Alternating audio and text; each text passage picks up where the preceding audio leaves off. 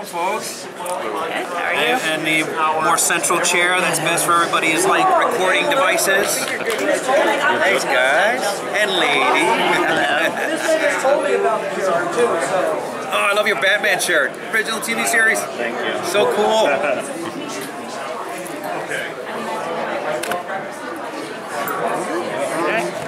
Who's going? Why don't you tell us about Mano? Mano is a character in the DC universe. He's a sort of like a villain, I guess is the best way to describe him in the most otherworldly way you can describe. He has a unique power where he's able to like radiate tremendous amounts of energy with his hands and sort of like destroy at will and send up blasts of energy and things like that, and that's how he wreaks havoc on society and and heroes in general. Oh, go ahead. No, you go ahead. Were you ever a fan of like Justice League or comic books? Yeah. I mean, when I was growing up as a kid, beyond the comics, my first real appreciation of Justice League were the old Saturday morning cartoons. Where I forget the name of the actor, but it was like, down in the Justice League in the Hall of Justice, our heroes are convening, that thing. And I was watching like this every Saturday morning. I would not miss that without fail. Super Friends era, yeah. And then they took it to another level with the Wonder Twins. Then I was like, this is the best thing ever. So that was my first introduction beyond the comic book version of the Justice League, where I was just like, oh man, these guys got to go on. It's the best thing ever. So, yeah. Well, that answers that. I was going to ask how you prepared for your character. Yeah. So there you go. Yeah. There's it's probably like the most popular super team, even before Avengers rolled around. I mean, Avengers had its own success with the Marvel Cinematic Universe and all that stuff, but we can't forget Justice League. They really established themselves with that animated series Saturday mornings. It's like it came around way before just about everybody else. So I think they kind of cornered the market first and foremost, right off the bat. Who would be your favorite villain besides Mano?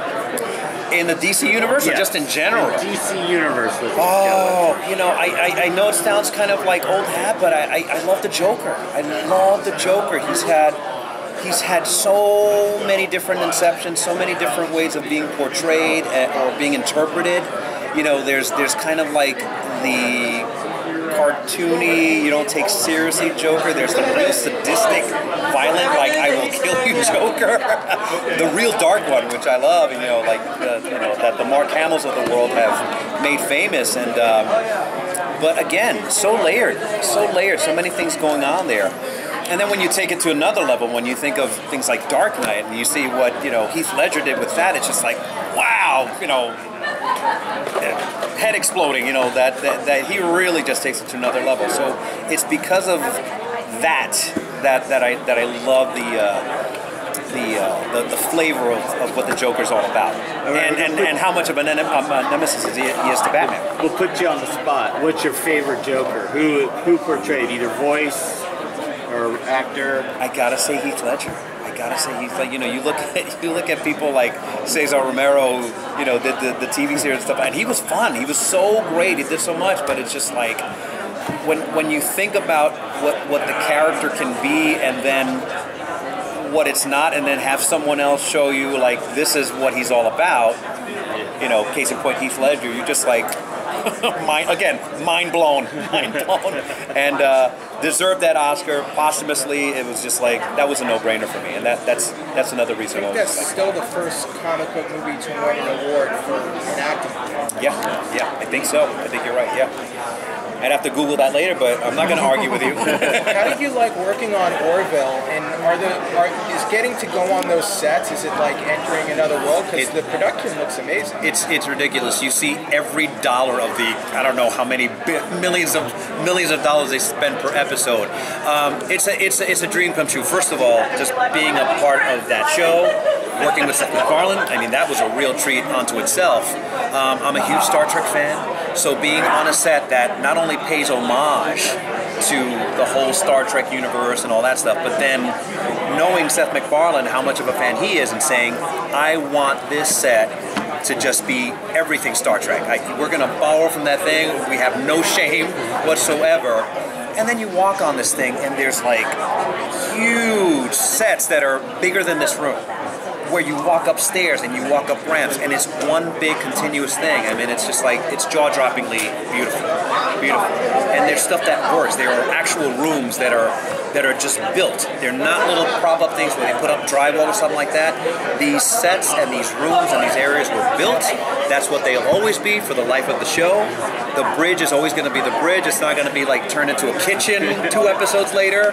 So it's amazing to see that whole process. And again, it's a real respect for where the idea for the Orville came, that they're paying homage to Star Trek, that they wanted to do it justice. That show just continually surprises me. Yeah, it's so well written, and I really love the fact that, you know, again, you have to give credit to Seth, because it's just like, he could have had it be another, you know, Family Guy or whatever, just one joke that, no, but it's an adventure series.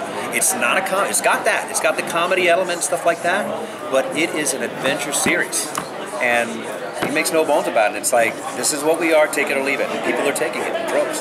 But it was fun. It was such a treat, and that was like, I don't want to leave. I don't want to leave this set. So beautiful. And I got to play an alien, and I got a fitting for this ridiculously elaborate costume that you have to get fitted for, where they measure every little inch of your body, head to toe, and they fit you for this elaborate thing where you're wearing like a kind of like a wetsuit kind of thing, and then these big old prosthetic planks on you, and then they make you look like this glowing creature in post. It's just like, are you kidding me? This is great. The only thing that would have been better is if I had like real prosthetics, like an alien head or something like that. But I was pleased looking like, you know, I don't know, like a character from The Mummy, you know, with the bald head and stuff, and just glowing with some Egyptian makeup. It was cool. Last one. So you were on Star Wars Rebels, right? Playing Fifth Brother. Yeah. Can you talk about like what's it like playing a character like that, and then do you have the action figure of him? And what's it like playing somebody you can get the action figure from? Yes, and yes. Again, huge Star Wars fan. Let's just to say, like, you know, when I come to the cons, I'm in my element. I just love coming to the cons because I'm such a huge comic book geek, huge Star Wars, Star Trek, anything, sci-fi. I'm all into it. So, but Star Wars is, for me, that's just like the apex. You know, I was around and I was a kid when the first Star Wars came out and got introduced to this brand new world and never looked back. And then fast forward years later, and you're being told that you're being, and I didn't care that it was an animated series and that it was Rebels and it was on Disney XD. I am now part of the Star Wars universe. So I'm done, and I'm just finishing up this question. But dream come true, man. Dream come true. And then to play, for lack of a better word, a minion of Darth Vader, forget about it, as they say. And then to create a character, which was a real treat unto itself. I was just telling one of the other interviewers, they were asking me about Mano and what was the inspiration for that character. And just fast forward, it was a little bit of Ricardo Montalban from Wrath of Khan and my dad. And then Fifth Brother was something different, but just to say, what are you bringing to this table? What are you bringing to the table with this? And then just looking at that and say, this is how I think you should be. And then somebody saying, you know what, Phil, we agree with you. That's how Fifth Brother should be. You got the role, man. So there you go. Thanks, guys. I appreciate it. Give me Somali Montana.